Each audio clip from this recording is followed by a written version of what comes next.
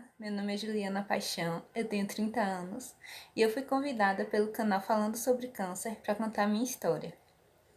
No ano de 2012, aos 21 anos de idade, eu descobri que estava com câncer, um linfoma de Hodgkin, e naquele momento eu não tive reação porque era algo novo para mim. Eu nunca pensei, nunca vai acontecer de eu ter câncer, ou por que está acontecendo isso comigo? Não cheguei a pensar isso. Mas eu me joguei de corpo e alma no tratamento.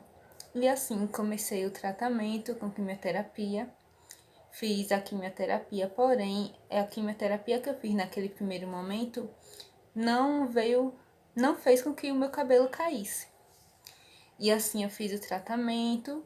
Em 2013 eu entrei em remissão, porém precisei fazer sessões de radioterapia. Fiz 28 sessões de radioterapia. E confirmada a remissão, eu consegui levar minha vida normal.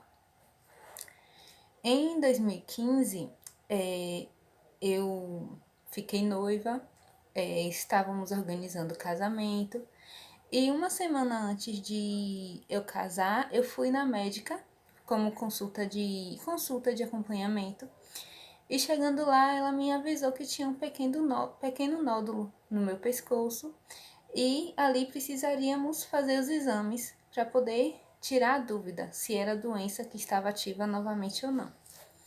E assim fizemos, realizamos o exame, o PET scan, e deu resultado positivo. A doença tinha voltado mais agressiva. Eu só soube do resultado uma semana depois que eu me casei. E assim, foi difícil porque 70% das mulheres com câncer, geralmente, elas são abandonadas pelos seus parceiros. E naquele momento eu pensei que poderia vir acontecer isso comigo, que poderia vir acontecer do meu esposo não querer continuar comigo pelo fato de eu estar doente novamente. Ele me conheceu, quando ele me conheceu eu já estava em remissão. Mas, mesmo ele sabendo do histórico, ele nunca mostrou que iria me abandonar em algum momento. E assim, quando eu contei pra ele que a doença tinha voltado, ele foi o meu maior apoiador. Ele foi a pessoa que ficou do meu lado, me acompanhou durante o tratamento. A médica falou que eu tinha que começar um tratamento mais agressivo e teria que ficar internada para fazer as sessões de quimioterapia, e eu ficava internada cerca de 10 dias.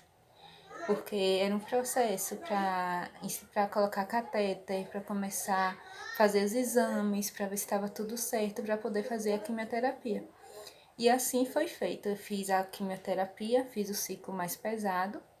Nesse momento também, além de eu ter me casado, eu tinha passado pela transição capilar. Quem não sabe a transição capilar é a mulher deixar o seu cabelo crescer natural, sem química.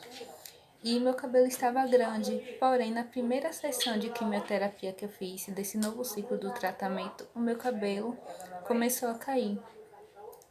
E eu estava ali me segurando para não raspar o cabelo, porém meu esposo, ele chegou para mim e falou: Julie, não é melhor raspar?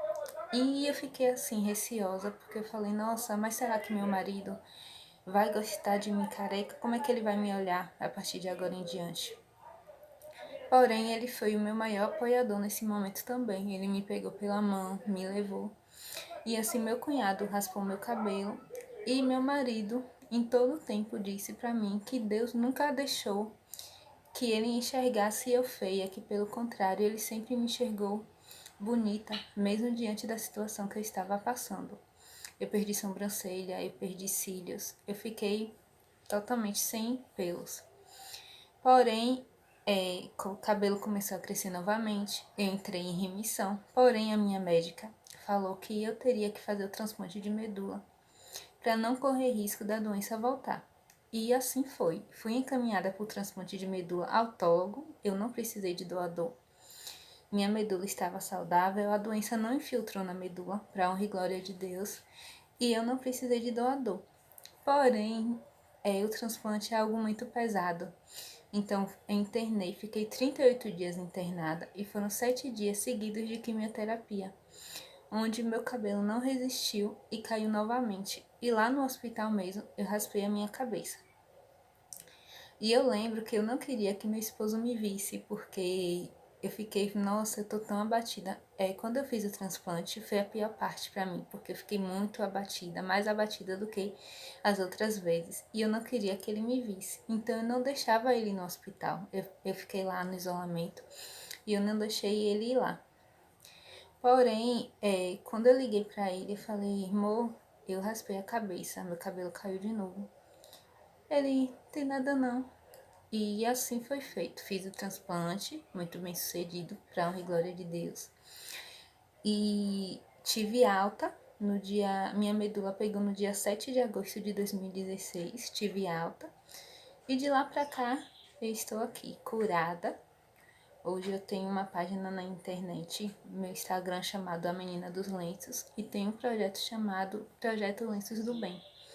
Por que o Projeto Lenços do Bem existe? Quando eu passei pelo processo da doença, que o meu cabelo caiu as 2 vezes, eu usava muitos lenços.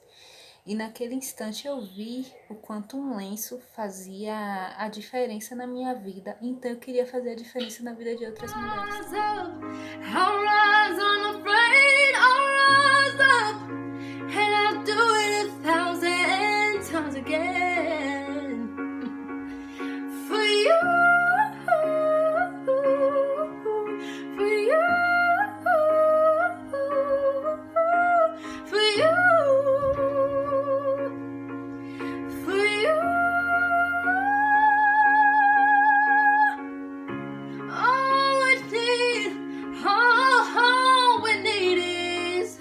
Comecei a arrecadar lenços para doar para as pacientes dos hospitais de Salvador, para os pacientes com câncer dos hospitais de Salvador. E de 2016 para cá, para o ano de 2020, o projeto Lenços do Bem só fez crescer. Hoje eu tenho uma equipe de voluntários, onde a gente visita os hospitais, levando ações voltadas para a autoestima dessas pacientes, onde elas têm direito à maquiagem, a sobrancelha de rena, várias coisas. E assim, hoje eu vejo que tudo que eu passei lá atrás teve um propósito. O propósito foi esse. Hoje eu ajudo outras pacientes, hoje eu ajudo outras mulheres com câncer. Tudo que eu passei serviu para que eu pudesse ajudar outras pacientes. E eu agradeço muito ao canal pelo convite, e essa é a minha história.